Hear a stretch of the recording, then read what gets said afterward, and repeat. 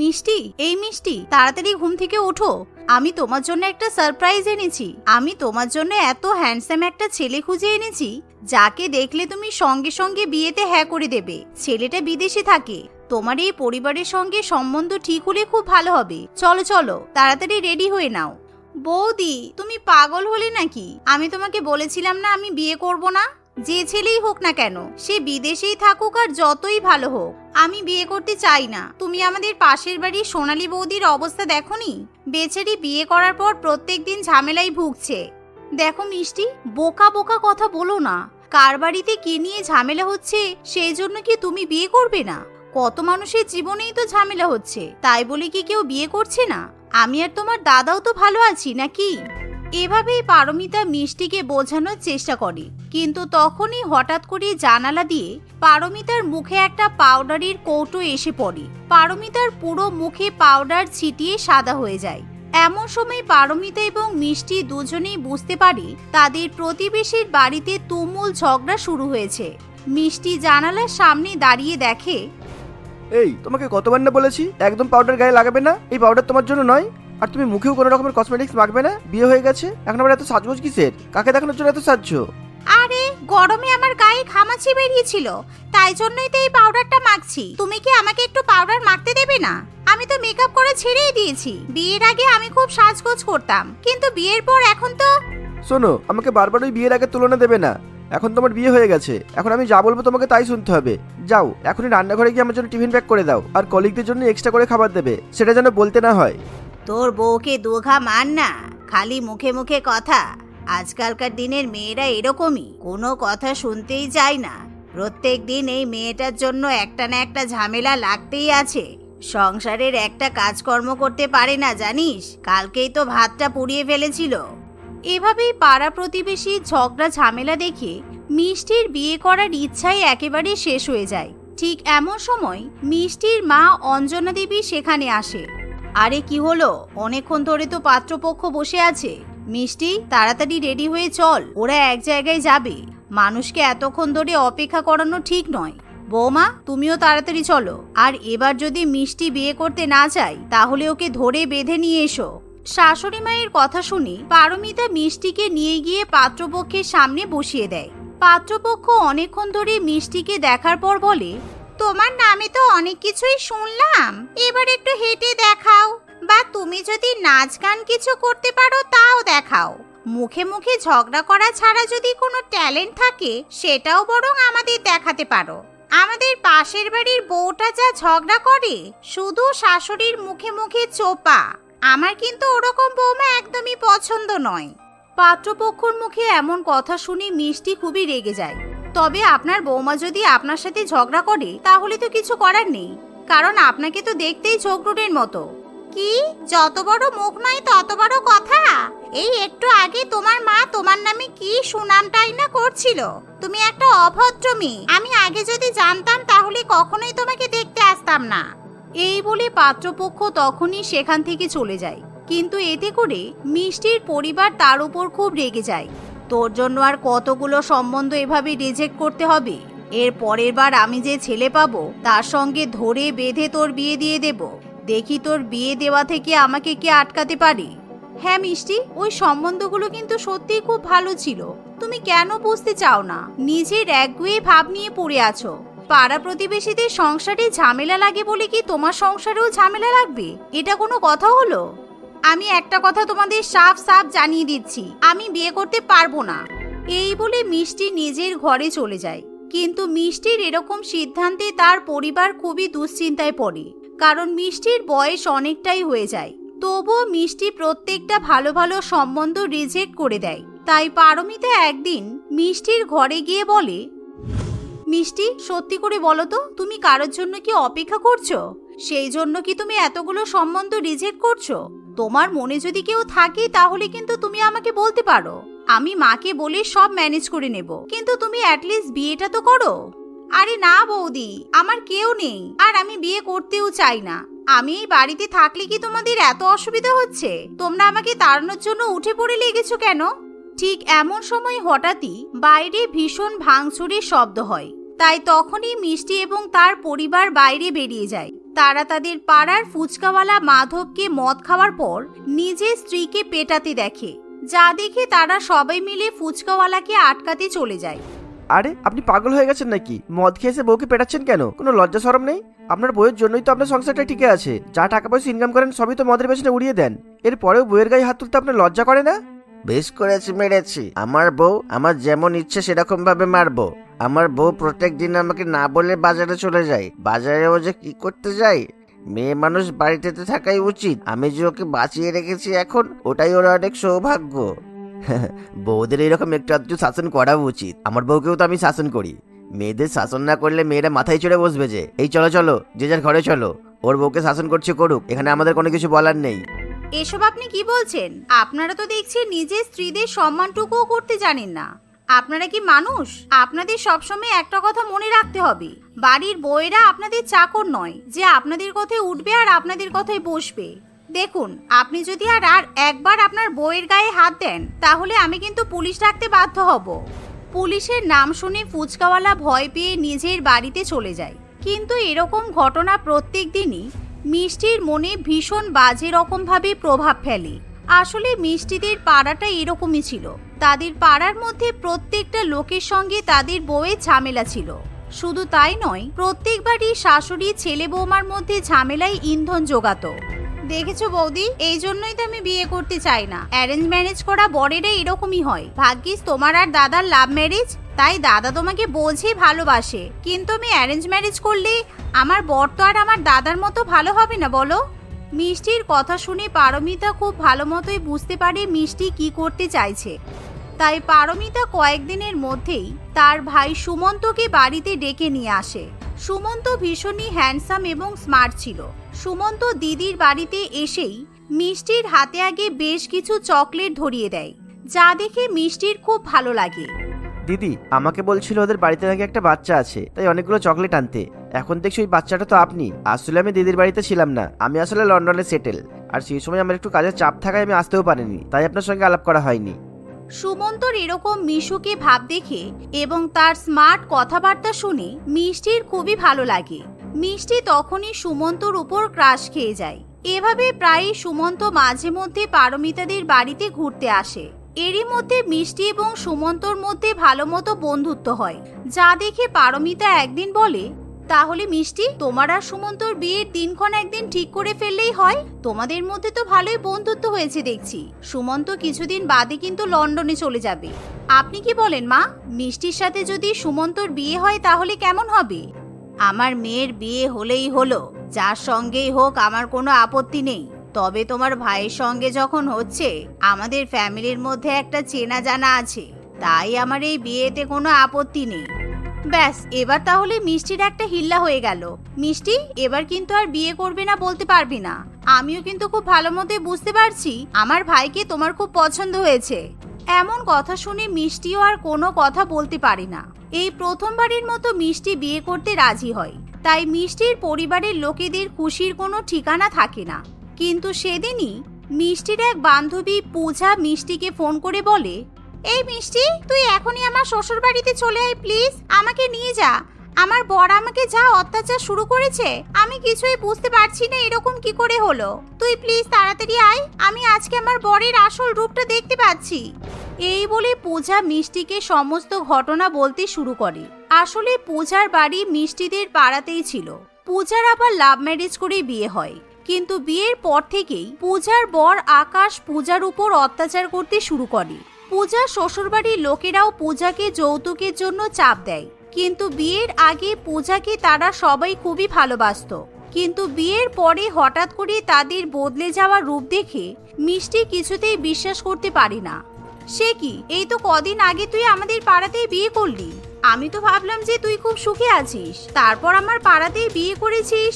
মানে ভেবেছিলাম আমাদের সকাল বিকেল দেখা হবে, কিন্তু তুই আজকে এরকম কথা বলছিস। দাঁড়া, আমি এখনই আসছি। এই বলে মিষ্টি সঙ্গে সঙ্গে পূজার শ্বশুর বাড়িতে চলে যায়। পূজা তার বাপের বাড়িতেও সমস্ত ঘটনা জানায় এবং পুলিশে কমপ্লেন করে আসে। এরকম ঘটনা দেখার পর মিষ্টির মন পুরোপুরিভাবে ভেঙে যায়। না না, আমি চাই না আমার বিয়ের পর কোনো রকম ঝামেলা হোক। এর থেকে আমি বিয়েই করব না, কারণ পূজাও তো লাভ ম্যারেজ করেছে। কিন্তু তবুও ওর সংসারে ঝগড়া ঝামেলা লেগেই আছে। আমার এখন লাভ ম্যারেজ থেকেও ভরসা উঠে গেছে। মিষ্টি মনে মনে এসবই উল্টোপাল্টা কথা ভাবতে থাকে। ঠিক এমন সময় সুমন্ত মিষ্টিকে ফোন করে বলে, তোমার কি ব্যাপার বলো তো? তুমি আমার ফোন ধরছো না যে? কোথায় ছিলে এতক্ষণ সারাদিন? কি করছিলে? তুমি তো আমাকে কোনো গুরুত্বই দিচ্ছ না দেখছি। বিয়ের আগেই এরকম অবস্থা হলে বিয়ের পরে তাহলে কি করবে? দেখো, আমি তোমাকে অত কৈফিয়ত দিতে পারবো না। আমার একটা স্বাধীনতা আছে, বিয়ের পরেও আমার একটা জীবন হবে। আর একটা কথা শুনে নাও, আমি তোমাকে বিয়ে করছি না, তাই আমার বিয়ের পর কি হবে তোমাকে ভাবতে হবে না। মিষ্টির এমন কথা শুনে সুমন্ত একেবারে অবাক হয়ে যায়। সুমন্ত কি করবে কিছুই বুঝে উঠতে পারে না, কারণ সুমন্ত সত্যিই মিষ্টিকে খুব পছন্দ করে। সুমন্ত অনেক জোরাজোরি করলে মিষ্টি বিয়ে করতে না চাওয়ার কারণ সুমন্তকে খোলাখুলিভাবে জানায়। অন্যদিকে পারমিতা যখন ব্যাপারটা জানতে পারে, তখন পারমিতা তার ভাই সুমন্তকে একটা বুদ্ধি দেয়। কিছুক্ষণের মধ্যেই সুমন্ত একটা গাড়ি নিয়ে বিয়ে করতে চলে আসে। দেখো মিষ্টি, আমি মানছি আমার এভাবে প্রশ্ন করা উচিত হয়নি। হ্যাঁ, আমি জানি তোমার একটা জীবন আছে, কিন্তু তোমাকে একটা জিনিস তো বুঝতে হবে, আমিও তো তোমাকে খুব ভালোবাসি, তাই তোমার তো খোঁজ খবর আমি একটু নিতেই পারি, তাই না? আসলে মিষ্টির প্রথম বয়ফ্রেন্ডই তো তুই। ও জীবনে কোনোদিনও প্রেম করেনি, তাই এসব ব্যাপারে কিছু জানে না। ও আচ্ছা, তাই নাকি? প্রেম করলে বয়ফ্রেন্ড এরকম কৈফিয়ত চাই? আমি তো আগে জানতাম না। ও মনে হয় আমাকে সত্যি খুব ভালোবাসে। এই প্রথম লাভ ম্যারেজের বয়ফ্রেন্ড পাচ্ছি, একবার বিয়ে করেই দেখি না, না হলে তো আমার আর বিয়েই হবে না। কিছুক্ষণ মনে মনে এরকম ভাবার পর মিষ্টি বলে, না না, কে বলেছে আমি জানি না। আমি তো ইচ্ছা করেই তোমার উপর রাগ করেছিলাম, যাতে তুমি আমার রাগ ভাঙাতে আসো। আমি তো এমনিই বলেছি তোমাকে বিয়ে করব না। মিষ্টির কথা শুনে সবাই হেসে ওঠে। এভাবেই মিষ্টির সঙ্গে সুমন্তর বিয়ে হয়ে যায়। আর সুমন্ত যেহেতু খুবই ভালো ছেলে হওয়ায় সে কখনোই মিষ্টির সঙ্গে অযথা ঝগড়াঝাটি করতো না। তাই মিষ্টি বিয়ের পর তার স্বামীর সাথে খুবই সুখে শান্তিতে বসবাস করতে থাকে। ববিতা তার মা মোহিনী দেবী এবং তার দাদা প্রতাপের সঙ্গে বাস করত। প্রতাপের বিয়ের বয়স হয়ে যাওয়ায় তার মা কাকলি নামে একটি মেয়ের সঙ্গে তার বিয়ে ঠিক করে দেয়। ববিতা তার নতুন বৌদিকে বাড়ি নিয়ে আসার জন্য খুবই উৎসুক হয়ে পড়েছিল। দাদার বিয়ের জন্য সে অনেক কেনাকাটাও করেছিল। দেখতে দেখতে বিয়ের দিন চলেই আসে। বিয়ের দিন সকলে মিলে খুবই আনন্দ করেছিল। বিয়ের কয়েকদিন পর, বৌদি, তোমার জন্য আমি একটা গিফট কিনেছি। জানি না তোমার পছন্দ হবে কিনা। পছন্দ হবে না কেন? আমার একমাত্র ননদ বলে কথা। কই, কি দেখাও দেখি। এই নাও, আমার সুন্দর দেখতে বৌদির জন্য একটা সুন্দর গোল্ড রিং। ওয়াও, এটা খুব সুন্দর তো, খুব ভালো লাগছে। ভালো তো হবেই, ববিতার পছন্দ বলে কথা। দাও, তোমার হাত দাও দেখি, আমি নিচের হাতে তোমাকে পরিয়ে দেব। এ কি বৌদি, তোমার হাতের মেহেন্দি লাল হয়নি কেন? এরকম অরেঞ্জ কালার হলো কেন? জানি না গো, হয়তো মেহেন্দিটা ভালো ছিল না। এ বাবা, বৌদি, মেয়েদের হাতের মেহেন্দি লাল না হওয়ার মানেটা তুমি জানো? কেন, কি হয়েছে বলো না? আমার বলতে খারাপ লাগছে, তবুও বলছি। মেয়েদের হাতের মেহেন্দি লাল না হলে বুঝতে হয় যে তার বর তাকে একটুও ভালোবাসে না। মানে তোমাদের তো অ্যারেঞ্জ ম্যারেজ হয়েছে, তাই মনে হচ্ছে দাদা তোমাকে একটুও ভালোবাসে না, আর তাই তোমার মেহেন্দিও লাল হয়নি। জানি না ভবিষ্যতে তোমাদের কপালে কি আছে, আমার তো বড্ড ভয় করছে। এই তুমি সত্যি বলছো ববিতা? তার মানে প্রতাপ আমাকে পছন্দ করে না? ও কি আমাকে কোনোদিনও ভালোবাসবে না?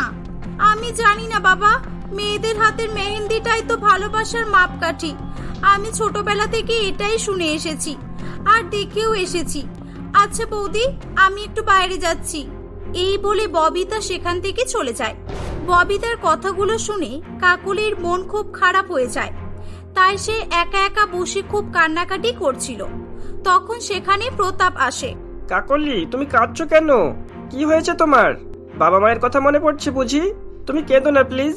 আমি তোমাকে না হয় কয়েকদিনের জন্য রেখেই আসবো তোমাদের বাড়িতে। প্লিজ কেঁদো না। হ্যাঁ, তুমি তো সেটাই চাও। আমাকে তাড়িয়ে দিলেই তো তুমি শান্তি পাবে। তুমি আমাকে একটুও ভালোবাসো না, আমি সব জানি। ভালোই যখন বাসো না, তখন বিয়ে করলে কেন আমাকে? কাকুলির কথা শুনে প্রতাপ কিছুই বুঝে উঠতে পারছিল না। Are you mad? তুমি এসব কি বলছো কাকলি? আজকে আমাদের বিয়ের মাত্র 3 দিন হয়েছে, আর তুমি এসব কথা বলছো? তাছাড়া আমি ভালোবাসি না এসব, কে বললো তোমাকে? কে বলবে? আমার হাতের মেহেন্দি বলেছে। দেখো, একটু লাল হয়নি। আমার কপালটাই খারাপ যে আমি এমন বর পেলাম যে আমাকে ভালোই বাসে না। উফ, আস্তে আস্তে, এসব সত্যি নয় কাকলি। মেহেন্দি দেখে ভালোবাসা বিচার করা যায় না, এটা একেবারেই লজিকলেস কথা। একটা বাচ্চাকে যদি হাতে মেহেন্দি পরানো হয় তারও মেহেন্দি অনেক লাল হয়, তখন তুমি কি বলবে? কিংবা যদি লাল না হয় তখনই বা কি বলবে তুমি? কিছু না, ভুলভাল জিনিস আমাকে বোঝাতে এসো না, ওকে? এখন তুমি ধরা পড়ে গেছো। আমাদের বিয়ের 3 দিন হয়ে গেল আর তুমি আমাকে কোনো গিফট দাওনি। ভালোই তো বাসো না, তা গিফটটা দেবে কিভাবে? এই আমি কোথায় ফেসে গেলাম রে বাবা! বিয়ে করাটাই ভুল হয়েছে। এই মেহেন্দির অনুষ্ঠানটাই বন্ধ করে দেওয়া উচিত। সংসারে আগুন লাগানোর অনুষ্ঠান একেবারে। সেদিন থেকে মাঝে মধ্যেই কাকলি ও প্রতাপের মধ্যে কোনো বিষয় নিয়ে ঝামেলা হলেই ববিতা বলতো, কিছু করার নেই গো বৌদি, সব ওই মেহেন্দির জন্যই হচ্ছে। আমি ভালো করে বুঝতে পারছি, সবে তো বিয়ে হয়েছে, এখন তো তোমাদের গোটা জীবন বাকি। আমি তো আগে জানতাম না যে এমন মেহেন্দি দেখে বোঝা যায়, তাহলে তো আমি এই বিয়েটাই করতাম না। বেশ কয়েক মাস কেটে যায়। ববিতা রঞ্জন নামে একটি ছেলেকে পছন্দ করত। রঞ্জন একটি মধ্যবিত্ত পরিবারের ছেলে ছিল। ববিতা তাকে বিয়ে করার জন্য তার বাড়িতে তাদের সম্পর্কের কথা জানায়। মোহিনী দেবী প্রথমে এই বিয়েতে আপত্তি করলেও পরে সেও বিয়েতে সম্মতি দিয়ে দেয়। ববিতা খুবই খুশি হয়। সে বিয়ের কেনাকাটা করতে শুরু করে দেয়। বিয়ের দিনের চেয়েও বেশি সে তার মেহেন্দির অনুষ্ঠান নিয়ে এক্সাইটেড হয়ে পড়েছিল। তার হাতের মেহেন্দি যাতে খুব লাল হয় সেই জন্য সে অনেক ভালো ব্র্যান্ডের দামি দামি মেহেন্দি কিনে এনেছিল। তার সমস্ত বন্ধুদের সে মেহেন্দির অনুষ্ঠানে ইনভাইটও করেছিল। দেখতে দেখতে সেই দিনটা চলেই আসে। এই ববিতা, আমি তোমার বৌদি হই তো, তোমার হাতে আমি মেহেন্দি লাগিয়ে দেব। আমার বিয়েতেও আমার বৌদিরা আমার হাতে মেহেন্দি পরিয়ে দিয়েছিল। না না বৌদি, আমি তোমার কাছ থেকে মেহেন্দি পরবো না, তুমি পাগল নাকি? আমি একটা অনেক ভালো নামকরা মেহেন্দি আর্টিস্টকে বুক করেছি, আমি ওনার কাছ থেকেই মেহেন্দি পরবো। যতই হোক, এই দিনটা কি বারবার ফিরে আসবে বলো তো? এক্সকিউজ মি ম্যাম, আমি এসে গেছি, সরি লেট করার জন্য। এই তো, হ্যাঁ হ্যাঁ ঠিক আছে, আপনি এখনই মেহেন্দি পরানো শুরু করে দিন। দেখুন, ভালো করে বুঝে নিন, আমার 2 হাতেই মেহেন্দি হবে, একদম এত দূর পর্যন্ত, ফুল হাত ভর্তি মেহেন্দি চাই। ম্যাম, এত দূর পর্যন্ত আবার কেউ মেহেন্দি পরে নাকি? আমি এতদিনে অনেক ব্রাইডদেরই মেহেন্দি পরিয়েছি, সবাই কনুইয়ের নিচ পর্যন্তই মেহেন্দি পরে। আহ, সবার কথা ছাড়ুন তো, আমি পুরো হাতেই মেহেন্দি করব ব্যাস। আর হ্যাঁ, 2 পায়েও কিন্তু মেহেন্দি হবে, দারুণ দারুণ ইউনিক ডিজাইন দেখান। আচ্ছা ম্যাম, পায়েও কি ফুল পা পর্যন্ত মেহেন্দি হবে? এ মা, না না, জাস্ট হাঁটুর নিচ পর্যন্ত হবে। বিয়ের দিন হাঁটাচলা করার সময় লেহেঙ্গাটা উঁচু করলে পা দুটো দেখা যাবে, তখন সুন্দর দেখাবে। কি মেয়ে রে বাবা, পুরো বডিতেই তো মেহেন্দি লাগাতে পারতো। একে মেহেন্দি পরাতে আসাটাই আমার ভুল হয়েছে। আমাকেও চেনে না, এক্সট্রা টাকা নেব। হ্যাঁ, এই যে এই ডিজাইনগুলো হবে, ওকে? এগুলো খুব সুন্দর। ম্যাম, এগুলো তো অনেক হেভি ডিজাইন, এই ডিজাইনগুলো করতে অনেক সময় লেগে যাবে, আপনি সিম্পলের মধ্যে দেখুন না। না না, আমার এমনই চাই, সময় লাগবে লাগুক না, মেহেন্দির অনুষ্ঠান কি বারবার আসবে জীবনে? আপনি শুরু করুন। ববিতাকে মেহেন্দি পরাতে তার 5 ঘন্টা লেগেছিল। মেহেন্দি আর্টিস্ট তার প্রাপ্য টাকা নিয়ে সেখান থেকে চলে যায়। সবাই ববিতার মেহেন্দি শুকিয়ে যাওয়ার জন্য অপেক্ষা করতে থাকে। এই ববিতা, নে না, অনেকক্ষণ তো হয়ে গেল, এবার মেহেন্দিটা তুলে ফেল, দেখি কেমন লাল হয়েছে। না না, এখন না, আরো কয়েক ঘন্টা রাখবো, তাহলে বেশি লাল হবে। 2 ঘন্টা পর ববিতা তার মেহেন্দি তুলে দেয়। সে তার হাত দেখে অবাক হয়ে যায়, কারণ তার হাতের মেহেন্দি একটুও লাল হয়নি। এ বাবা, সর্বনাশ করেছে ববিতা, তোমার হাতের মেহেন্দি তো একটুও লাল হয়নি, আমারটা তো এর চেয়েও বেশি লাল হয়েছিল। তার মানে কি রঞ্জন তোমাকে ভালোবাসে না? না, এটা হতে পারে না, হতে পারে না এটা। রঞ্জন আমাকে অনেক ভালোবাসে, আমি এটা জানি। তাহলে তোমার মেহেন্দি লাল হলো না কেন বলো? তোমার তো আবার লাভ ম্যারেজ হচ্ছে, মেহেন্দি তো লাল টুকটুকে হওয়ার কথা ছিল। আমাদের না হয় অ্যারেঞ্জ ম্যারেজ ছিল বলে ওরকম হয়েছিল। কি অবস্থা বলো তো? তাই বলে কি আমার মেহেন্দি একটুও লাল হবে না বৌদি? রঞ্জন কি তাহলে আমাকে একটুও ভালোবাসে না মা? বলো না মা। বিশ্বাস করতে হবে রে মা, তোকে বিশ্বাস করতেই হবে। এই কথাটা আমি তোকে আগেই বলতে চেয়েছিলাম। আমি তোর কাছ থেকে অনেক কিছুই লুকিয়েছি। আসলে রঞ্জনকে আমার আগে থেকেই পছন্দ ছিল না। গরিবের ছেলে হয়ে ও তোকে বিয়ে করছে কারণ ও টাকাকে ভালোবাসে। রঞ্জন আমার কাছ থেকে 10 লক্ষ টাকা যৌতুক চেয়েছে। আর শুধু তাই নয়, ও এই কথাটা তোকে বলতেও বারণ করেছিল। মা, তুমি আমাকে আগে বলনি কেন এসব? রঞ্জন আমার সঙ্গে তাহলে শুধুই নাটক করে এসেছে, টাকার জন্য আমার সঙ্গে ভালোবাসার নাটক করেছে। আমার হাতের মেহেন্দির দিকে আমি তাকাতে পারছি না মা। আমি এই বিয়েটা করতে পারবো না, কিছুতেই না। হ্যাঁ মা, তুই তাই কর। তুই বরং আমার পছন্দের ছেলে কুমারকে বিয়ে কর। আমি তো আগেই বলেছিলাম ওর সঙ্গে বিয়েটা করে নে, তুই তো শুনলি না। দাঁড়া, আমি আজই ওর বাবা মায়ের সঙ্গে কথা বলছি। ববিতা তার হাতের মেহেন্দি লাল হয়নি বলে এবং রঞ্জনের ব্যাপারে তার মায়ের মুখ থেকে সবকিছু শোনার পর সে বিয়েটা ভেঙে দেয়। সে রঞ্জনের মুখ দেখতেও প্রস্তুত ছিল না। রঞ্জন তাকে অনেকবার ফোন করেছিল, তার সঙ্গে দেখাও করতে চেয়েছিল, কিন্তু মোহিনী দেবী তাকে তাড়িয়ে দেয়। ববিতা, আমি কুমারদের বাড়িতে গিয়েছিলাম। কুমারের তো শরীর খারাপ, ওর কিডনির প্রবলেম আছে। ও এখন হসপিটালে অ্যাডমিট আছে। ও সুস্থ হয়ে বাড়ি ফিরলে তারপর ওর সঙ্গে তোর বিয়ে দিয়ে দেব।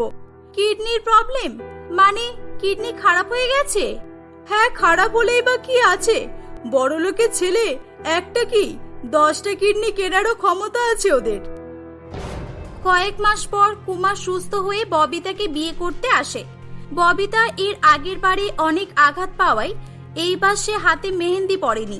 কুমারকে গাড়ি থেকে নামতে দেখে তারা অবাক হয়ে যায়, কারণ কুমারের সঙ্গে রঞ্জনও এসেছিল।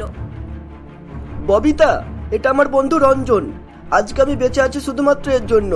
আমার দুটোই কিডনি খারাপ হয়ে গিয়েছিল। আমার ম্যাচিং কিডনি কোথাও পাওয়া যাচ্ছিল না।